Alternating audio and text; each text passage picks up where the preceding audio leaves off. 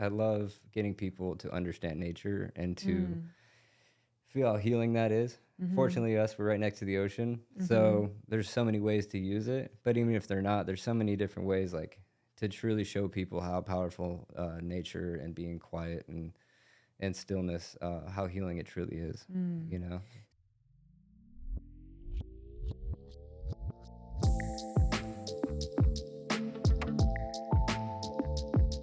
Hey everybody, I'm here with Preston from Epic Journey. How are you? I'm doing good. Thanks for being here. I'm amped up on Celsius. We're both really amped up. So like my max is 1 cup of coffee in the morning. Like that's all I'll allow myself. And I had coffee and then I didn't eat much. And then I went out for a business lunch and just drank a bunch of coffee and came in here and now I'm like, Yeah, me too. I get so weird. So you have the Celsius and you have the Zen. Is it Zen or Zen? Yeah, I took it out though. I'd probably be talking weird. So the first time I did one of those, I was running a group at a treatment center, and the case managers had those in their mouth, and I'd never tried it before, and I'm like, hey, give me one of those. I just want to try it. And they have like different strengths, right? Yeah. So this one, I guess, was one of the strong ones, and I just pop it in my mouth, think I'm all gangster, walk out to do the group, and within like 5-10 minutes, I start like sweating profusely. And I started like shaking, and then I got like the tunnel vision. I was like, moo. But I had to run off like to the bathroom, and like the group was over. So I'll never do that again. Those are like hardcore. Yeah. I go back and forth with them, but they get you. They do, yeah, they get you. Yeah. Like for me, I was like an Adderall person. I took a lot of Adderall, but I never did like meth or anything like that. Like the Adderall would, let me put it this way. I would do the Adderall and then I'd have like Xanax to bring me down. So I had like this like happy medium, but that feeling, a lot of people like to feel like real amped up, like how we feel now. I'm like, that's not really how I want to feel all the time. Yeah. I like being chill. I like being chill. Yeah. But I like being a little amped up sometimes, depending on what I'm doing. Well, yeah. I put like a Celsius and a Zen in, and I'm getting some work done. Or go skydiving when your heart would just no, stop. I need to chill. No caffeine. If I'm gonna get too, it depends. Like if we do a lot of jumps throughout the day, I'll come down and have like a Red Bull or Celsius because we're cranking jumps out. Yeah, and let's get into that. Yeah. So you do a lot of epic shit. Yeah. A lot of epic shit. I want to tell one story. So when I came to do, you were doing all these jumps. What was it for? There was Fentanyl awareness. And I'm deathly scared of heights. Like I would love to jump out of a plane, but I'm so scared of heights. So I thought, well, I'll do this ride along where you like go up, right? And so I go up with everybody and then everyone jumps out, and then I just was not prepared for what was going to happen next. So the door thing is still open, and he like just goes dies, yeah, just and I'm literally screaming, and the pilot's like, what's wrong with this girl? And it was so scary. I had no idea. Like people were messing with me like, oh, it's actually really scary to do that. And I'm like, no, it's not. You're just going up in the plane. Yeah. But that's just what they do, huh? Well, I went out there recently because had a meeting out there, and then I was like, well, let me just go fly in the plane. Mm-hmm. And it is scary.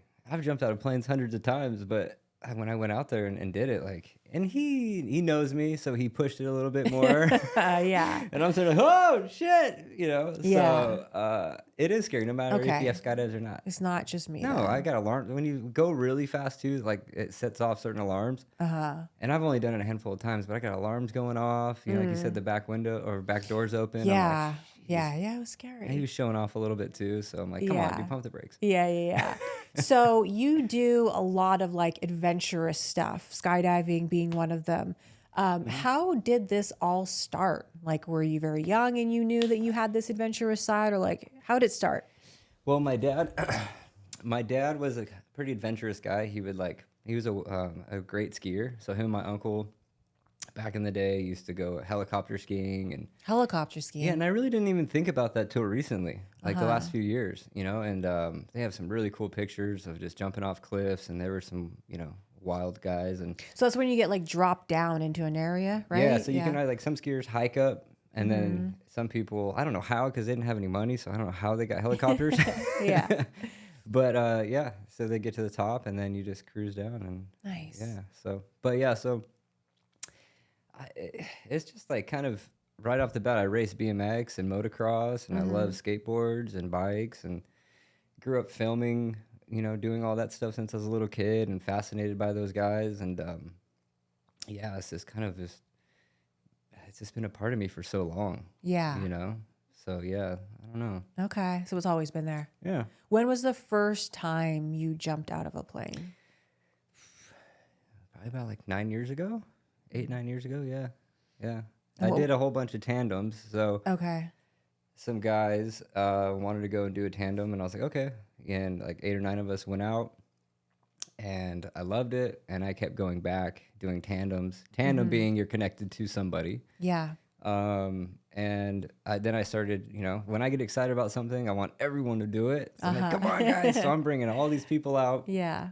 And it was probably my 7th or 8th tandem. And one guy in the plane, before I jump out, he's like, hey, why don't you get licensed? I was like, license? What do you mean? He's like, I'm like, where do you, what? So I talked to him on the ground, and he's like, yeah, you can get licensed here. And I didn't know anyone who did it, but, the culture of skydiving and all that stuff, it was just like, felt like family and home, and the feeling I got.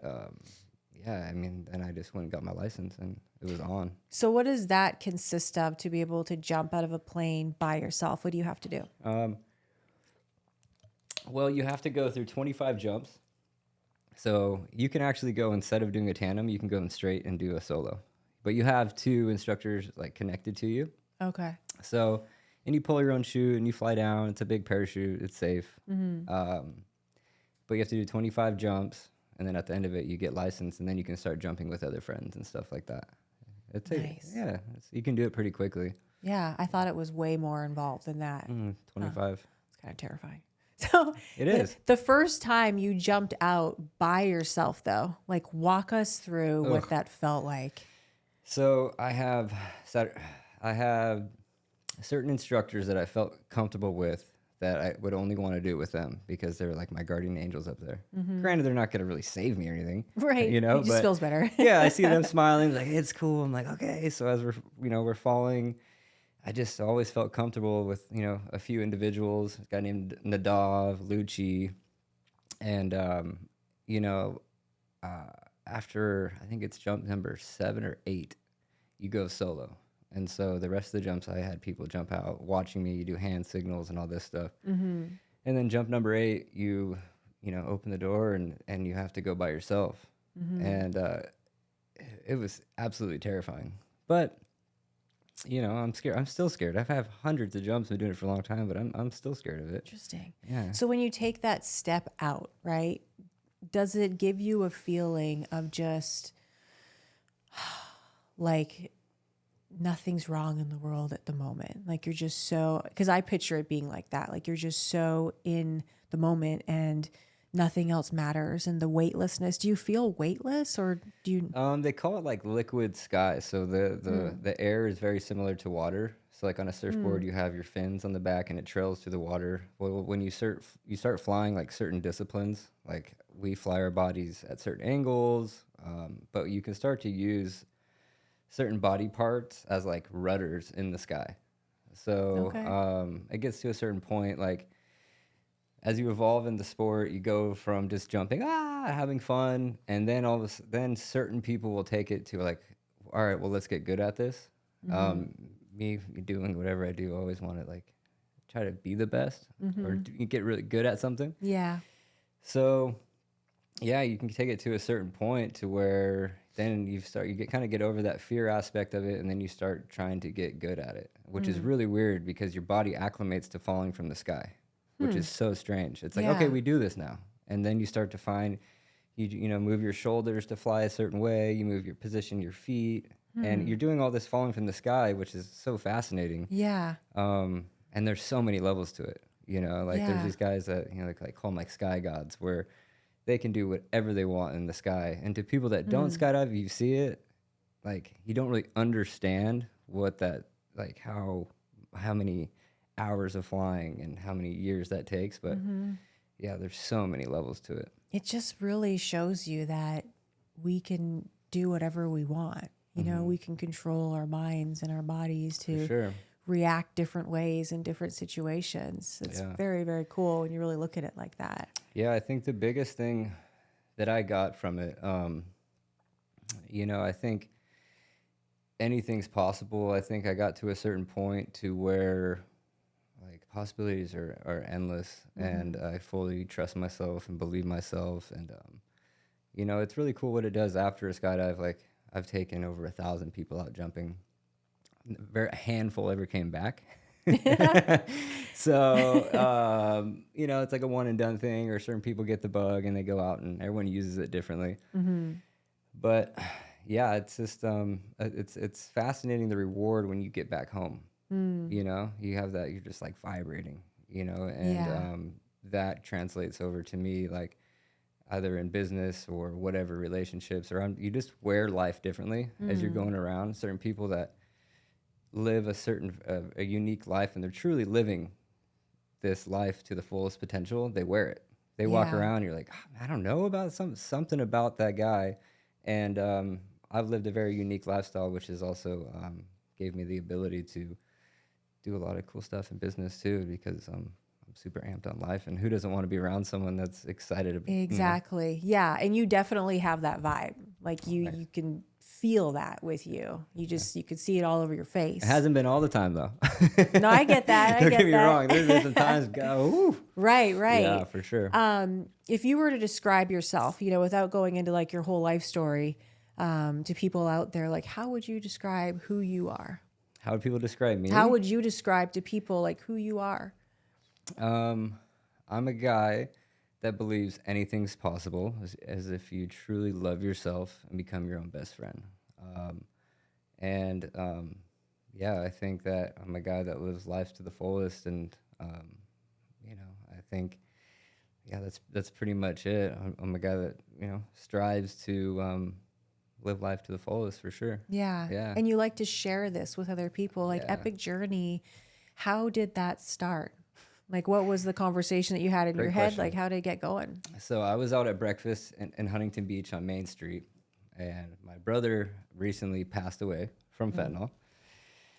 And And how long ago was this? This was, about 4 years, yeah. 4 or 5 years ago, 5 I'm years. sorry for your loss. Yeah. Thank you. Yeah, so when he passed, I was just like, okay, well, I can go a couple different ways here. You know, I can go into the darkness, or I can go out and use this energy for something good and fully send it in a way that, and design a company that's around my lifestyle. That's gotten me through everything. So this lady's walking by and she has a pen and a receipt, and I wish I had this receipt. No, She came by and this whisper, it's like, hey, write this down. I'm not even joking. just some stranger. No, in my head. Oh, in your head. Yeah, whoever the stranger may be. Okay, got it. Was Yeah. like, write this down. So I got a receipt and I wrote down this whole concept with skydiving and nature and mindfulness. And I'm drawing pictures of planes and the ocean and this whole vision on the back of a receipt. And it was just Wow. flowing, straight download. Yeah. And afterwards, like 10 minutes after, I'm like, what is this? And then, yeah, I just kind of put a whole plan to it and started doing it, you know, and then, yeah, it happened. So That's it's so strange. unbelievable. I That's how I this- wish you that's how had this that. started too. Really? Yeah, for sure. Yeah, that receipt would be a really cool thing. I That's know, for sure. right? Framed. Yeah. Yeah. So that was the birth of Epic Journey. Yeah. And so what is Epic Journey? So it's evolved. So I've done a lot of events and fundraisers. Right now, I just work one-on-one with people and coach them. Now, I'm no therapist, no professional, but I add that to my like curriculum and my plan with people. So when I work with somebody, like I said, I'm no therapist or anything like that. Now, I have worked with thousands of people over the years of what I've done for work, but I go out there and walk with them in life. Therapist doesn't do that. They stay in a little office with you. You see them, you know, maybe once or twice a week, whatever, and then you're off on your own with nobody. Most people don't really have anyone. So I'm the person that creates a plan and a roadmap, and I go out and live life with you and kind of learn, or I say, prompt you in a certain way that gets you to stimulate your own thoughts and ideas, and you get to learn how to become your own best bud. So when hard times come, which I've had plenty of these, that I always had me, and no matter what, and I was always had a way out of the darkness, no matter what. So I kind of implement that, what's got me through everything. So what would be an experience that somebody would have going through that with you? And how long is it? Is it just as long as it takes? Could be. Yeah, I've had clients for a long time, like up to a year. Okay. But even when they're not done, like I'm still there. You're still You have an there. emotional bond Yeah. that never goes away. Yeah. An experience would be typically from my background of like owning and operating treatment centers. It's all predominantly with people that have substance abuse issues or mental Okay. health, something like that. Most of them. And so what I do is like when they go, I either place them into treatment, and I'm this consistent person in their life. So someone through the grapevine, whoever gets a hold of me, I place them into treatment. I work with them and their families before. I work with them during treatment and then afterwards. So they have this consistent person. Because Yeah. when people are in treatment, they get these emotional bonds with their therapist, a case manager, person running groups, but then they're poof. Short-lived, Yeah, yeah. short-lived. So I'm this consistent person with them. And then they go out and I go out there and implement my whole lifestyle with them. And if they want to do, from career, whatever they want to do, it gets them excited to go out and live this new life of theirs. Well, I'm like, hey, let's write it down and come up with a plan and follow this. Yeah. And so we just follow it. Yeah. I love that. Big component of like, I love getting people to understand nature and to feel how healing that is. Fortunately, we're right next to the ocean. So there's so many ways to use it. But even if they're not, there's so many different ways like to truly show people how powerful nature and being quiet and stillness, how healing it truly is, So with nature, what has it done for you? How has it been healing? Well, before I came here, I was out surfing, right? And I was like, Okay. this is a good story for the podcast. So waves are really small, but I go in and I come out better than I went into the ocean every time. If I go a couple of days and not be in the water, I get weird. So I'm out in the water and all of a sudden I hear this growling, and I look over and it's this giant sea lion like come right underneath me, going through the waves, chasing fish, and I'm sitting there like, this is like National Geographic. That's so cool. And I know the seal because I know the ways. It's funny. I'm like, what? Wait, what? Yeah, he's my homie. No, so I know he has a certain scar on him, and Okay. I've watched this same seal in the area that I've served Wow. tear a fish apart right in front of me. So I'm sitting out in the water. I hear all these seagulls coming down. I look over, and like 15 feet from me is this big sea lion ripping apart a giant silver fish. Wow. And I'm watching ripping it apart, and it's right next to me, and I'm like, well, this is badass. So, yeah, I think like the coolest thing is being out in the water, whether it's above it, surfing it, kayaking in it, diving in it. It's a whole other world that people have no idea what's down there and how amazing and simple it is. Yeah, because you do a lot of photography as well, right? And are you a licensed scuba diver, or No, I don't scuba because you don't scuba? I mean, I will, but all the cool stuff's at a certain depth. Okay. And it's simple. Like if I'm in between meetings, whatever, all my dive gear's in the back of my truck. So like I'll go out and dive if the water's calm and then come back out and pop into my meeting. That's yeah. See, you're a very unique person. I love it. Yeah. You're an experience for sure. So how far down can you go when you dive? I like to stay, so I can hold it for like 2.5 minutes. It's very situational, like how much you move your body underwater because you're using a lot of oxygen. So maybe like 30, 40 feet is a good spot. Wow. But yeah, I mean, it's just, I think it's probably around 40, 50, maybe 50 feet max, but yeah. So, a lot of people are like, well, I don't want to go in. There's sharks, there's this, there's that. There are. So for you, there's healthy fears. How do you move past fears in your life? Well, this life we are living has an expiration date. I think we're all aware of that. And I don't know if I've lived many lives or not, but that's what gets me out of bed in the morning. That, sometimes the energy's there to go and jump out of a plane, or if it's to go dive, or it's to write a book, but I just chase the energy of it. And if it sounds exciting, and if I'm afraid of it, every time, if I'm scared to do something, I know now that I have to go and do it. And every time I've pushed past it, it's always been this amazing experience. Yeah. So what do you tell people that you're working with? They're like, oh, I don't want to do that. I'm scared. Like, what is the process of you like helping them overcome that? Well, if you kind of break it down simply, why are you scared? And then you show them the reason why they're scared and how, say it's a shark, right? That'd be me. Yeah. Let's use me. Yeah. Okay. And realistic. I haven't seen one yet. Okay. But you look at the amount of shark attacks, and if you look Yeah. at, there's certain videos, there's a guy, Malibu artist, you look him up on YouTube, he has a lot of drone shots. and you see how, they come close to us. We may not even know they're there, but they want nothing to do with us. So this whole misconception, there's this whole fear from Jaws or this or that. Now they are curious down there, and I have a lot of friends that dive around the world that, like show a whole other way of sharks that, like, they're not like it's.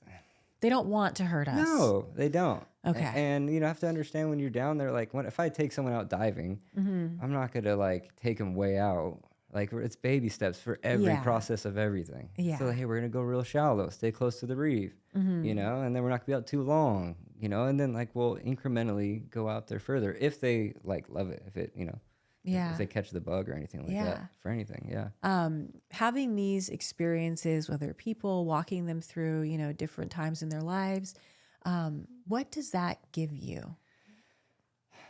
It gives me a lot of fulfillment. I was up in Joshua Tree. Love it. Recently, and that's where I've done a lot of my own healing and soul searching, and I get really cool Airbnbs by myself. And I was up on this hillside looking down at this the city of Joshua Tree. I had this cool house up on the mountain. And in our line of work, there's we get to see a part of society that people don't really get to see. There's a lot of hurt people. And I think within everyone is a sad part of someone. Someone's sad somewhere within them. And a lot of people are alone, and they don't have anyone close to them to inspire them. They don't have anyone full of life and love to give.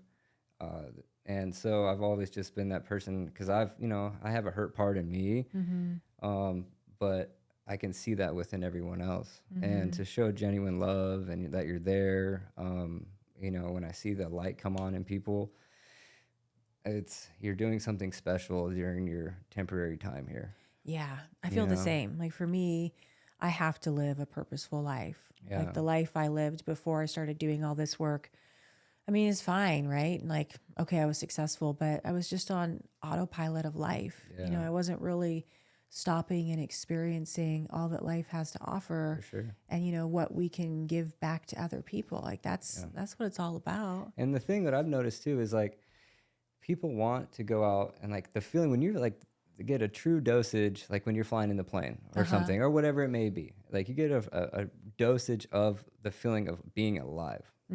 That is such an amazing thing, and it's very short-lived, but it's so memorable when you did it. Yeah. And showing people that too, and planting that seed within them, like you planted a seed of life within them. You got to take them out on this experience that they would have never had unless they knew you. And, people want to go out and live this certain lifestyle, but they don't know anyone that does it. People may talk it, but people that actually go out there and live it, it's different. You can plant this seed within them, and, maybe years down the road, you see them still doing it. And social media is cool like that. Like, people I worked with forever, I see them out there doing these things, and I can sit there and smile. I'm like, all right, man. Yeah. And you evoke this feeling in them, because now that you're saying that, I think about the seed of life you essentially planted in me with going up in that plane. And it was like such an adrenaline rush, and like so intense that, like, I look at you like that now. You know what I mean? Like, you subconsciously associate those things. Yeah. So yeah, people must really look at you with this like, whoa, Yeah. emotion that have worked with you in one way or another. Yeah. So you wrote a book. Yeah. So how did that happen? don't Another know. receipt moment? Yeah, it was like, I've used people, as like messengers for me. When certain people say anything, there's some message in it for me. And so Carl, who owns Skydive Elsinore, shout out. Where's the camera right there? There we go. There you are. Yeah. Hey, Carl. Hey, Carl. Carl owns Skydive Elsinore. So he's been like this father figure to me, as my dad. A story about that. My dad committed suicide in 2015. 2015. And, I've always sought out father figures and mentors. And Carl was one of them. But these guys, to get these mentors, they're, I have to say, very consistent with him and bug them. And then Carl eventually now he's stuck. You're stuck. And so he put this whole thing together, and this other lady, Bonnie, a friend of ours as well, I was in the process of building a company, and I've always just, I don't know, I've always maybe said things that people were saying like, oh, well, you should write a book, as a lot of people think they should, and I think a lot of people should.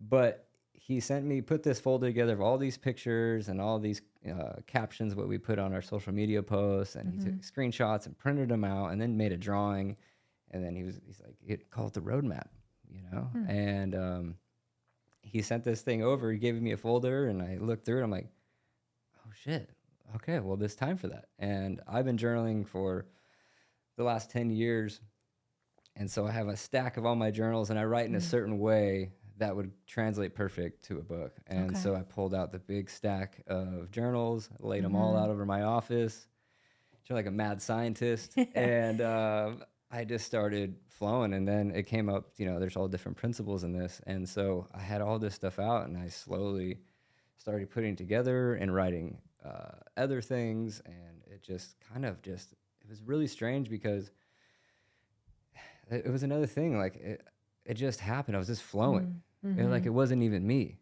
Like, I was just going and writing and flowing. And then I got it to this manuscript, this big old stack. And I'm not educated. I don't have no college education or anything like that. So to really write it and do it correctly, and there's like 400 and something types and styles of writing, and Chicago style. Really? Oh yeah, wow. it's very, especially when you do it like self-help style. So I hired on a publishing company, and I worked with a couple writers, and started running it through clinicians that worked with me or people in the industry. And I just passed this thing around, and it got better and better. Wow. And after 3 years, I finally put it all together. But yeah, like the publishing company really helped and made it real. They probably like got so annoyed at me, because like, oh, we gotta fix this, we gotta do that. And finally it came out to where, yeah, I'm so proud of it. It's now. got to be perfect though. That's for sure. It feels good. Yeah. So it's a journal, like a workbook. Yeah. Like how to walk us through it for people that might be interested in it. How would you?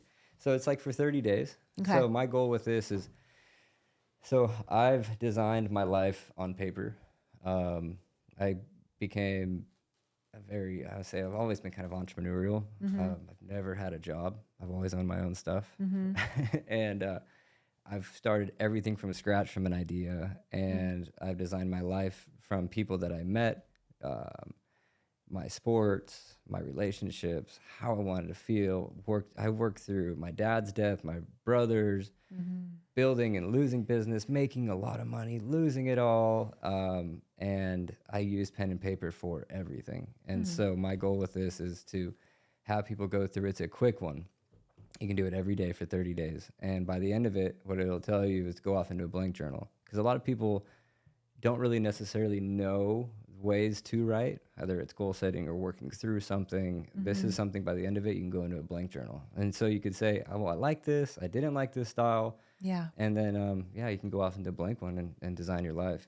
Like my dad always said, if it's not in writing, it doesn't exist. And I've lived by that. I'm like that too. Yeah. I think it's, the younger generation, Emily. They don't do it as much, but I think there's really something to like pen and paper. So true. Yeah. And I worked with a guy, his name's Dr. Tucker, amazing doctor that has worked with one of my last companies. And, like people understanding neuroscience and stuff like that. And like, I'm no doctor, so I'm not going to try to butcher this. But like what your brain does when you actually take the action and write something down rather than texting it. Huh. Yeah. Give us a brief. I'm not even going to try. You're not even going to try. Okay. Well, I can say it's totally different. Like I journal a lot, and like I get so much from it. Like when I first got sober 7.5 years ago, I would like try to read and journal, and it was so tough. Like I was taking so much Xanax that like my brain was just mush. Yeah. And so that like vibrating like lasted months. Yeah. And it was slowly be able to like write one line or like read a page and actually retain it. Yeah. But it gave me so much being able to start doing that. It was probably kind of tough to write. Oh yeah. I didn't. Do you still have them? What you wrote on Xanax? No, I didn't write when I was on Xanax. This is like after I got sober. I could hardly write, because I'd have to just like do it in very small increments. But actually, I probably do have some old journals. I used to like, And maybe some of it's good. I used to think that I was like a writer for like musicians. Like I would write songs when I was all barred out on Xanax, Yeah. and I have to dig those up and see if they're. I swear to God, some of them are pretty Hey, some of good. these artists out there, you know. Yeah, I mean, I'm not supporting hardcore drug use, yeah, get some but Xanax and write. but No, for me, like, I mean, it was good until it wasn't good. You for know what I sure. mean? Because I had that balance. It's like take the Xanax and then take the Adderall and then take the pain pills. I was all doctor prescribed, and like it really worked for a long time. Like I had it, I had my thing going, but then it wasn't good anymore. It was when I tried to actually stop one day that I realized like, oh shit, this is a serious problem. So I didn't like hang out with drug addicts and alcoholics. Like, Yeah. so I was just, secretive and thought, oh, I'll just do this until I don't want to do it anymore. Yeah. That didn't really work out for me very well. So I'm sure you have met just the most amazing, interesting human beings along the way. And so now you have the Epic Journey podcast, Yeah. right? And so you were saying that is going out there and like telling the stories or having them tell these stories of these very interesting lives. Like what piques your interest the most in doing these sorts of things? Well, for instance, for you, it's fascinating. I come in here and see this podcast, and I think it's amazing what, you have this vision of something and the steps that would it take to get you, where all this stuff comes from, I think that there is so many, unique stories that a lot of people don't know. And for instance, I just got back from a trip down to Baja. I'm going to be doing a retreat down there, but I wanted to go out and live it myself. Nice. So we flew out down to San Jose, went to La Paz. I've had this dream. Another thing I wrote down, I've always wanted to dive with whale sharks. So went out there and, I get this, my girlfriend, for Christmas, she gave me this little whale shark, like a stuffed animal. And I was like, oh, she's like, oh, Merry Christmas. I'm like, oh, that's cute. And then she's like, open the envelope. And then it was tickets to go out and Oh my God, dive what a with whale sweetheart. sharks, right? You're a sweetheart. You're a sweetheart, honey. Yeah, we went out there and did that. And then I went to the other side of Baja and went out and surfed with it's called Los Cerritos, with this really cool little family. And it's so simple out there. And again, if I stayed out there for too long, like there's a hustle in Orange County. Yeah. And I forgot all of it. I could totally be a barefoot hippie out there, no problem. So, that sounds nice. but it was amazing. Oh my gosh. But so when I went down to La Paz, before we went to go dive with the whale sharks, there was this guy, his name is Josh. He had this, cool beard and this orange hair and, birds of a feather. So I saw my people there, and he looked like a unique character, and looked like he's lived. Excuse me. And so he had these yellow glasses with these yellow lenses on. He had this little other thing coming off of it. And I was like, all right, dude, talk to me here. Yeah. He's by himself at this little cafe in the middle of nowhere down there. And sure enough, we just start chatting. And he rode from Boston to Alaska, then all the way down the coast through Orange County, all the way to the tip of Baja. And I ended up meeting him at this cafe. Wow, unreal. Yeah. And then he's on his way to go down to South America. And part of his journey, he has to carry his bike through I don't want to mess it up, but somewhere between 50 and 100 miles through Jesus. jungle. Holy So he smokes. messaged me the other day, and he's in Aguas Calientes or something like that. He's on this trek, but no one knows these stories. Yeah. It's so fascinating. And so I constantly hear that. I was out on the beach today. Another cool thing. This guy, he was 66. His name was Tom.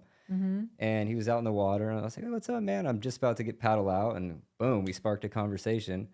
And he rode 36 days somewhere from North America or up near Alaska or something like that. And he stopped off right now, and he was jumping in the ocean, but he had his bike. Wow. And there's these unique stories that Yeah. no one knows. So I think it's really fascinating that you'll just talk to people. oh, I do. For sure. because you're going to get the most amazing experiences and stories doing that. But most people can't do that. Well, let me take that back. They could if they wanted to, but I'll speak for myself, this fear, right? I might tell somebody hi, maybe pay them a compliment, but to start a conversation, that's another level, you know what I mean? And you being able to just authentically do that, Yeah. that's pretty remarkable. What would you say to people that want to get more, vocal and and be out there and be more social and have a hard time like starting conversations? Like, how do you do it? Where does that come from in you? It's simple. Say hi. I knew you were going to say something like that. Hi. Yeah, like it's just like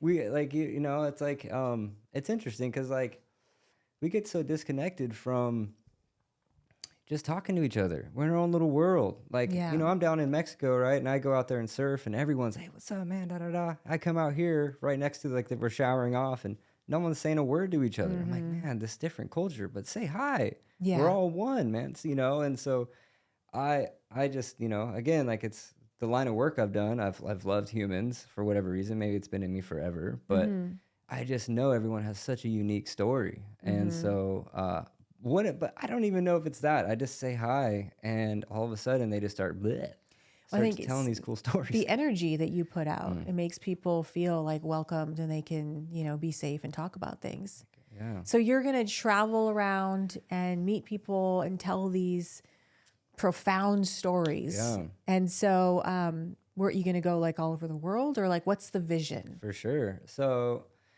like Joe Jennings, remember you did the interview? yeah. So Joe is like in the skydive world. Joe is like an OG legend. The first guy to fly planes out of back of military planes. And they first sent it out. Then they learned how to keep it stable. And I get these texts from, you know, like people in the either action sport world or whatever, but I just like, he texts me and he's in Arizona like a couple weeks ago.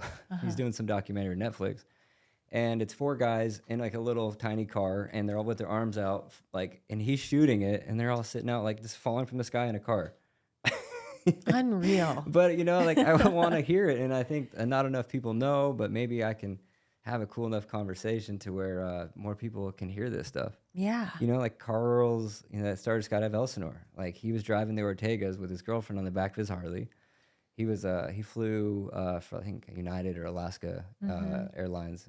He was a pilot, and he goes over the Ortegas. He lives in Laguna, and he comes up over the Ortegas and sees parachutes. This was like 25 or 26 years ago.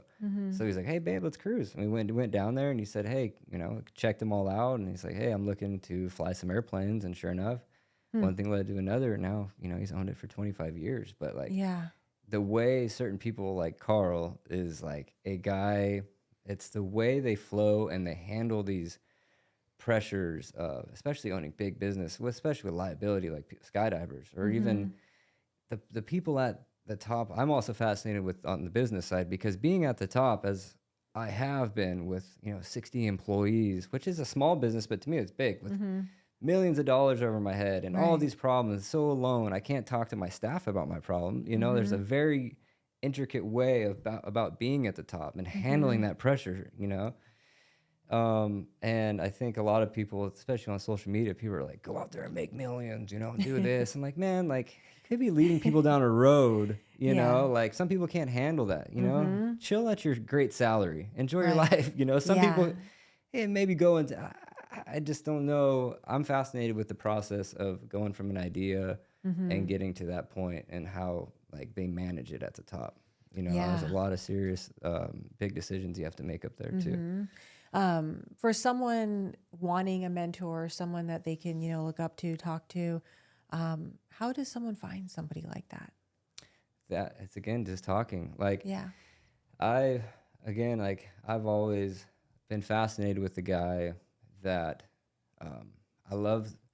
You know, I have a few mentors around me, and the way I met them was from this intuitive whisper. I think when you have a really calm mind, you can distinguish between your critical loud voice that's obnoxious, like when you're flying in a plane, we're gonna die. You're like, okay. But when the little whisper, if you can quiet your mind enough to hear these whispers and then build a relationship with those whispers, when I get on the other side of this experience, I find out who's whispering these things, because they have always been something fascinating. But we watch the way someone moves and how they carry themselves. You see them out in public, you know, and wherever, in a friend circle, wherever they are, just talk with them. These people at the top, or where they're at, no matter where they are, if they have what you want, a lot of people want to share it, you know, and a lot of these very successful guys, the amount of people that don't ask these people questions that have the opportunity to get this knowledge, like they all share it. I'm like, hey, look, man, I'm struggling with this. Like, I'm about to make this move. What would you do? Mm-hmm. And like they share it, Yeah. you know. I think, I mean, that's how I've always done it. Yeah. I was down. His name is Jay. He's like, I lived down in Newport for a while, and there was this guy, he had this cool gray curly hair.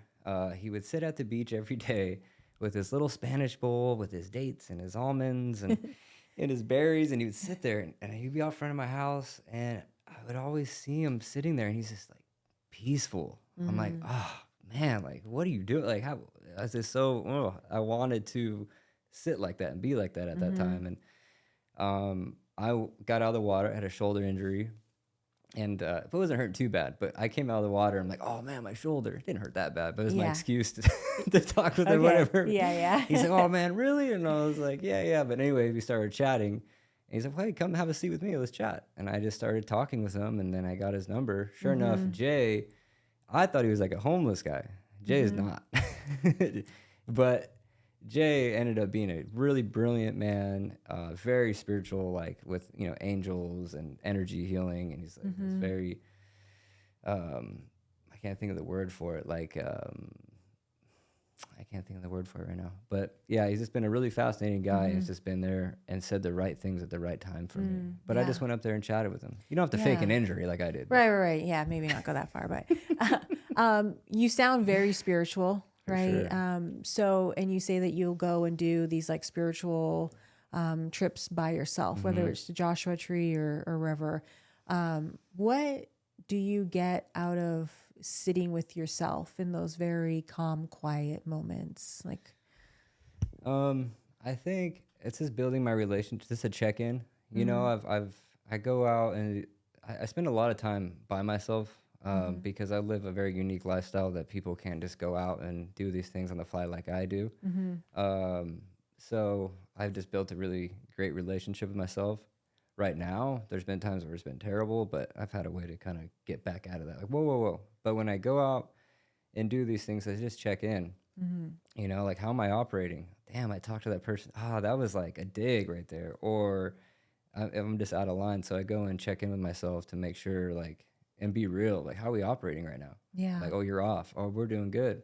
Mm-hmm. But I just got to be real and see how I'm operating because I don't want to hurt nobody. Yeah. I don't want to make any decisions or say anything like that I have to live with. Not Mm-hmm. spiteful. I want to treat everyone correct and really Mm-hmm. do it energetically too, even when they're not around. Just like Yeah. send good stuff to them. Yeah. So I try to make sure I'm as good as possible. You Mm. know. I think I do similar things. I do my daily inventory, For sure. which is like a little check in too. And I do the same thing. I'll go away for a night or something by myself into nature. I love Joshua Tree. Mm-hmm. And just learning, because at first it was excruciating sitting with myself. And I know a lot of people struggle with that. For sure. But getting to the point where you enjoy your own company and can go and it just be quiet. Mm-hmm. Yeah, like those whispers in that voice is there. Magical. Loud and clear Yeah. for sure in those situations. In those tough days when you're having, something going on, what do you typically do to get into solution? Like again, like it's writing. That's it. That's where it all starts. I can kind of have a conversation with myself, So I really start there. That gets me to go and start just kind of like stimulating that, getting that momentum. But the big thing that I struggle with for a long time, with my dad committed suicide, like I said, but he did it after years of talking about it. So my dad was a very successful entrepreneur, very unique, artsy, really cool dude. Everyone loved him. Like he was really, really like a fascinating type of guy.